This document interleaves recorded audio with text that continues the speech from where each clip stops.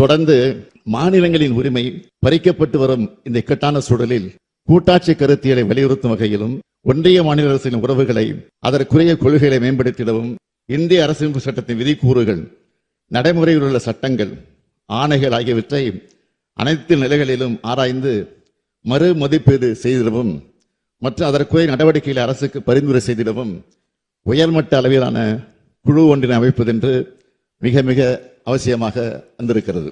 இந்திய அரசியலமைப்பு சட்டத்தில் வழங்கப்பட்டுள்ள மாநிலங்களின் நியாயமான உரிமைகளை பாதுகாக்கவும் ஒன்றிய மாநில அரசுகளுக்கு இடையேயான உறவுகளை மேம்படுத்திடவும் உச்சநீதிமன்ற மேனாள் நீதியரசர் திரு குரியன் ஜோசப் அவர்களை தலைவராக கொண்ட குழு அமைக்கப்படுகிறது. இதன் உறுப்பினர்களாக இந்திய கடல்சார் பல்கலைக்கழகத்தின் மேனாள் துணைவேந்தரும் ஓய்வு பெற்ற IAS அதிகாரியுமான திரு அசோக் வர்தன் ஷெட்டி அவர்களும், தமிழ்நாடு மாநில திட்டக்குழுவின் மேனாள் துணைத் தலைவர் பேராசிரியர் மு நாகநாதன் அவர்களும் இருப்பார்கள். இந்த உயர்நிலைக்குழு பின்வரும் கொள்கைகள் குறித்து ஆய்வை நடத்தும் என்று அறிவிக்கிறேன். ஒன்றிய மாநில அரசுகளின் உறவு நிலைகளில் தாக்கத்தை ஏற்படுத்தக்கூடிய இந்திய அரசியலமைப்பு சட்டத்தின் விதிகளையும் நடைமுறையில் உள்ள சட்டங்கள், ஆணைகள், கொள்கைகள் மற்றும் ஏற்பாடுகளின் அனைத்து நிலைப்பாடுகளையும் உயர்நிலைக்குழு ஆராய்ந்து மறு மதிப்பீடு செய்தல்.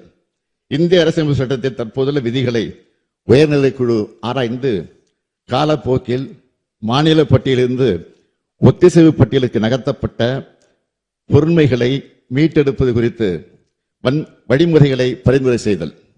மாநிலங்கள் நல்லாட்சி வழங்குவதில் உள்ள சவால்களை எதிர்கொள்ள தேவையான நடவடிக்கைகளை பரிந்துரை செய்தல். நாட்டின் ஒற்றுமை மற்றும் ஒருமைப்பாட்டுக்கு குந்தகம் ஏற்படுத்தாத வகையில் நிர்வாகத் துறைகளிலும் பேரவைகளிலும் நீதிமன்ற கிளைகளிலும் மாநிலங்கள் அதிகபட்ச தன்னாட்சி உரிமை பெற்றிட உரிய நடவடிக்கைகளை பரிந்துரை செய்தல். 1971 அமைக்கப்பட்ட அதமன்னார் குழு மற்றும் ஒன்றிய மாநில உறவுகள் குறித்த ஏனைய ஆணையங்களின் பரிந்துரைகளையும் 1971 முதல் நாட்டில் நிலவும் பல்வேறு அரசியல், சமூகம், பொருளாதாரம் மற்றும் சட்டம் சார்ந்தவற்றில் இருக்கக்கூடிய வளர்ச்சியினையும் உயர்நிலைக்குழு கருத்தில் கொள்ளுதல் வேண்டும். இவற்றை ஆராய்ந்து அறிக்கைகளை வழங்கும். உயர்நிலைக்குழு இடைக்கால அறிக்கையை ஜனவரி மாத இறுதிக்குள்ளும் இறுதி அறிக்கையை 2 ஆண்டுகளிலும் அரசுக்கு வழங்க வேண்டும் என எதிர்பார்க்கப்படுகிறது.